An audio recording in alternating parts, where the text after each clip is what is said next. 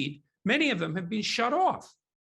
It's like, now, is that true? Is it not true? I don't know if it's true. It wouldn't surprise me, but it's also, if it is true, it's also, well, it's beyond my capacity to imagine that we're in this situation. Isn't it all feeling just a bit dystopian to you, or a lot dystopian? That, Friday, the police were talking about doing digital tracking, and now protesting isn't allowed. And the Prime Minister is describing the supporters as championing abuse and racism, and money is, we were talking about GoFundMe, money is being taken. And sexism and Islamophobia, every bloody playbook in the radical left, in the radical left lexicon. It's like, you dare to drive your trucks to Ottawa to oppose our possibly illegal mandates, probably illegal mandates. What's wrong with you? You must be all of these terrible things. And then let's get the press in on it too. And then, I would hope that the Conservatives, for their part, would stand up in some sort of opposition. But I know full well, because I've talked to people who know that COVID policy is being governed entirely by public opinion poll, which is a terrible way of sampling public opinion because it's impulsive and narrow, which is why we have a parliamentary system to begin with. We don't have rule by direct democracy because it's foolish. It doesn't allow for any sober second thought, let's say. And so the politicians scare the public, and they do that with the collusion of psychologists and behavioral experts, scare them into compliance. And so then they're all scared, and then they sample public opinion, which is terrified by misinformation, and say, oh, look, people support more mandates, and that scares them further, and away we go.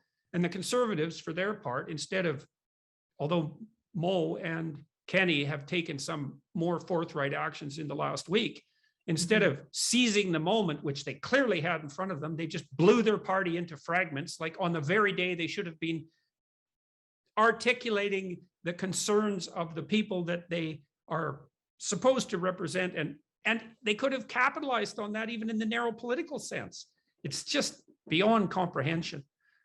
Let's talk about democracy for a minute. We know that the Prime Minister's office has made it very clear that the Prime Minister will not speak with the truckers. And up to this point, O'Toole also decided not to speak with the truckers. Now we have new leadership in the Conservative Party. What kind of act of democracy is that, do you think?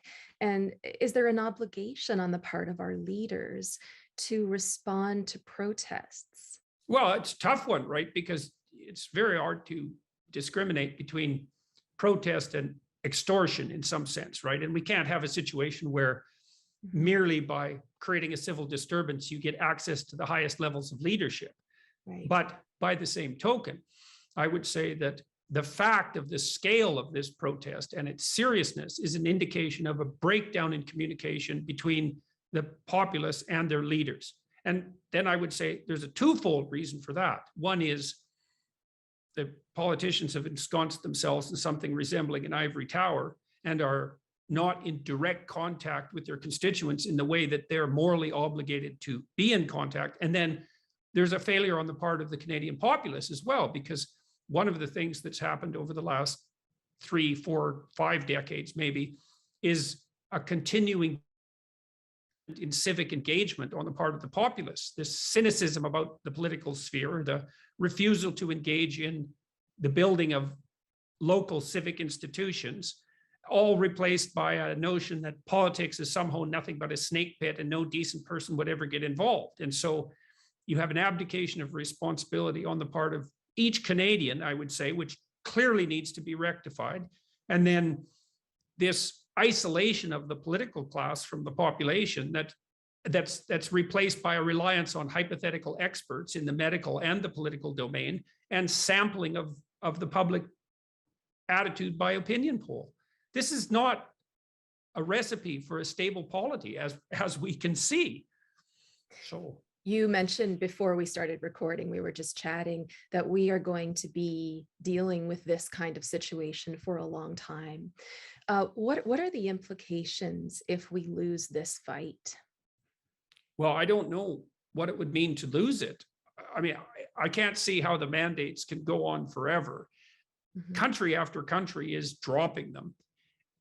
I cannot see how they can be sustained in the face of that for any length of time, but God only knows. I mean, it seems to me that perhaps even a majority of Canadians, if they were sufficiently cowed, would accept these restrictions and mask mandates permanently. It's already been 2 years.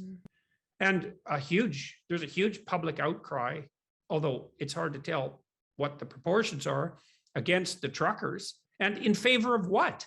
Continued mandates? Well, they're afraid. I remember there was a poll a few months ago showing that 50% of Democrats in the US thought there was a 50% chance of being hospitalized with COVID.